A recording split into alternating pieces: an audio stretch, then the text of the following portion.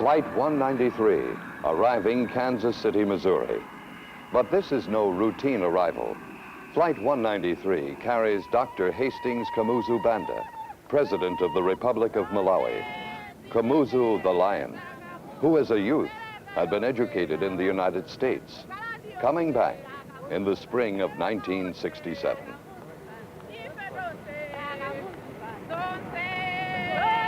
Independence, Missouri, site of the Meharry S. Truman Library, and sister city of Blantyre. So for Dr. Banda, this is a sentimental journey too.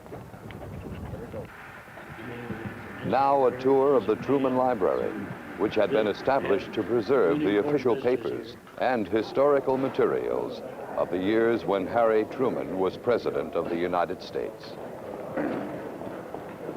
And a coincidence of history, the Truman Library shares with Malawi the July 6th anniversary date, the day in 1964 on which Malawi became an independent republic, and Dr. Banda, its first president. Thank you.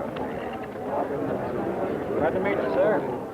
There were civic honors and tours of various industrial plants in the Independence, Missouri area. They process and package tea in this modern Lipton tea factory. This now is the Alice Chalmers plant, where many of the big American harvesting machines are manufactured. The huge combines that are the backbone of American agriculture. President Banda also expressed keen interest in agricultural production, checking on the methods that might be adapted for use in the expanding economy of Malawi. Dr. Banda, inspecting this prize herd of 200 purebred beef cattle, asked how a similar herd might be started in Malawi for the new pioneers in his own country. Really fat. This would be a wonderful product for your country, Mr. President. And the pioneer spirit in Malawi was President Banda's theme again at a dinner in his honor in Independence, I Missouri. bring greetings also to the Assembly and to His Excellency from President Truman, his warm regards and best wishes for our guest and for the gathering here this evening. And it is with extreme joy that I present to you His Excellency, Dr. H. Kamuzu Banda, President of the Republic of Malawi.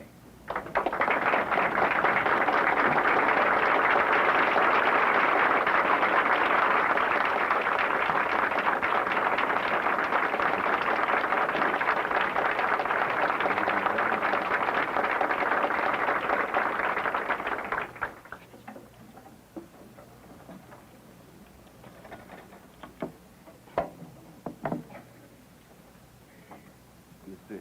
Chairman, Mr. Senator, members of the House of Representatives, distinguished guests, ladies and gentlemen. I do not know how to tell you how happy and proud I am to be here this evening, to be with you.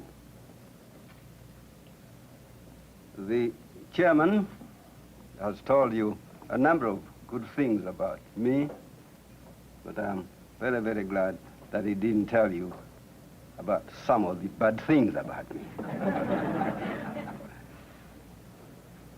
I'm most grateful to him, that is, the chairman, when I say to him, for telling you that my education began in a mission school.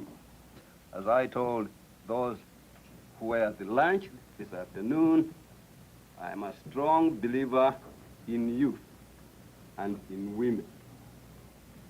So that when I began to organize, I organized a branch of my party, the women, and called it Women's League.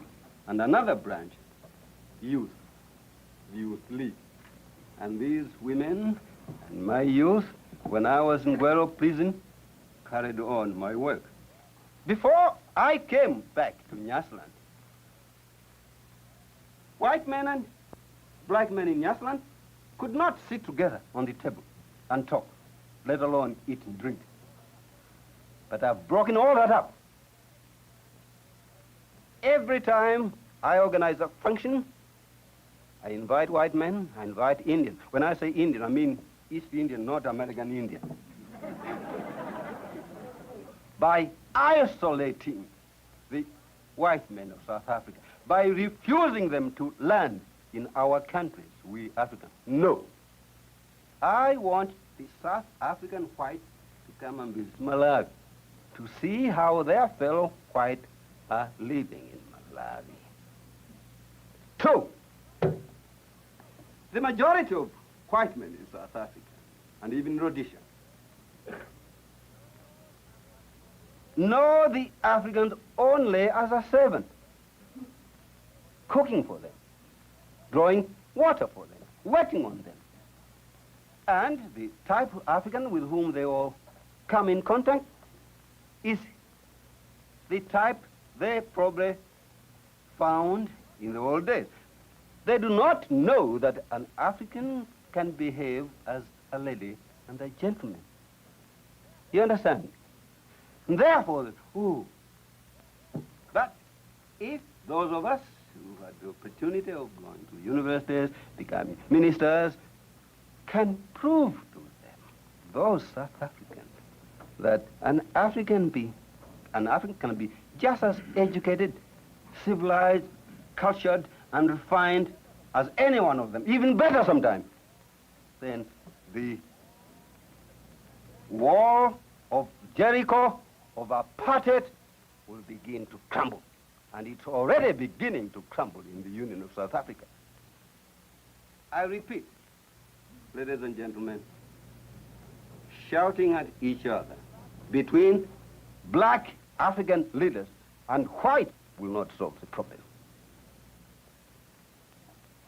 I sincerely and honestly believe that the only way that the South African white can be converted is by African leaders in position of power and influence to treat them as human beings, thereby shaming them into doing something better.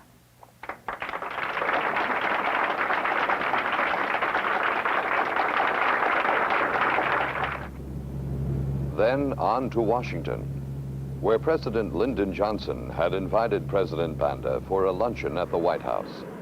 This would be Dr. Banda's second visit to the White House in 3 years.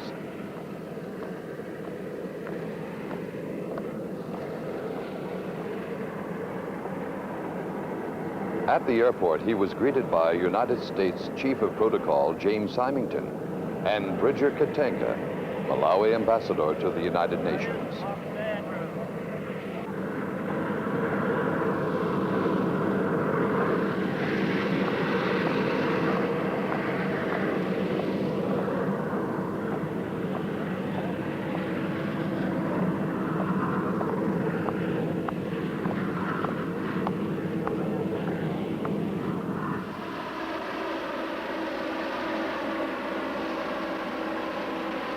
A presidential helicopter carried Dr. Banda from the airport, past the Washington Monument, to the White House grounds.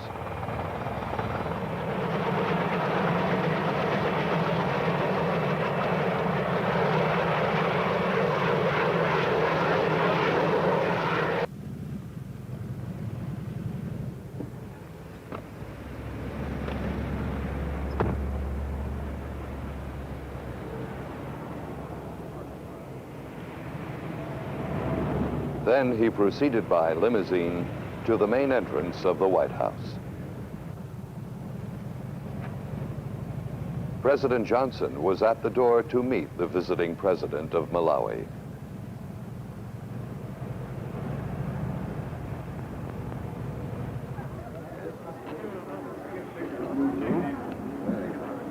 How are you? How are you?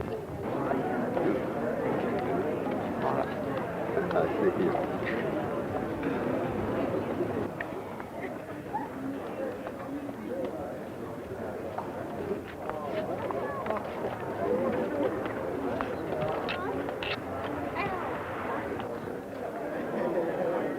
At the luncheon in the White House, President Johnson toasted President Banda and the people of Malawi for their faith in themselves, particularly in focusing their attention on the problem of internal development. They know, said President Johnson, that the future of Malawi is largely a product of people's faith in themselves and the efforts they put behind that faith.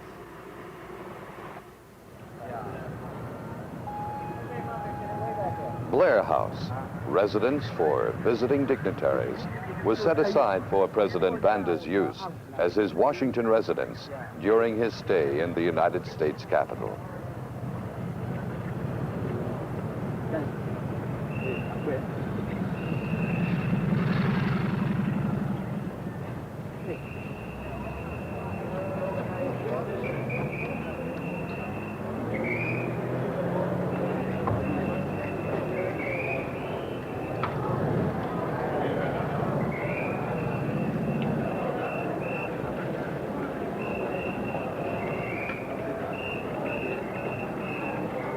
It was there he received the United States Secretary of State, Dean Rusk, and the Assistant Secretary of State for African Affairs, Joseph Palmer II.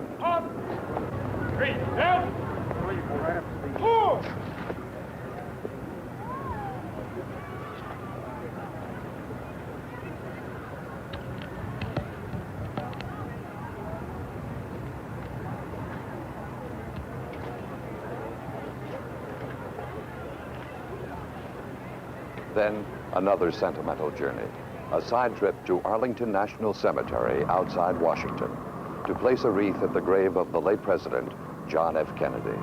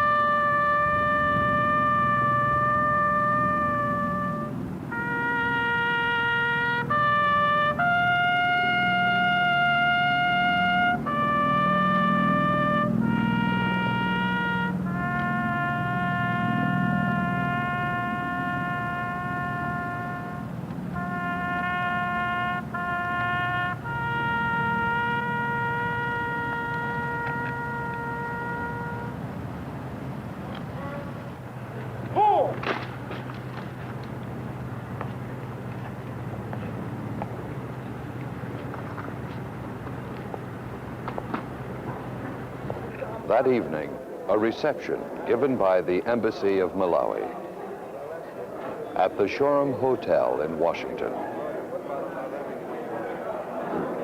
President Banda had the opportunity to meet ambassadors and other dignitaries from countries represented in Washington.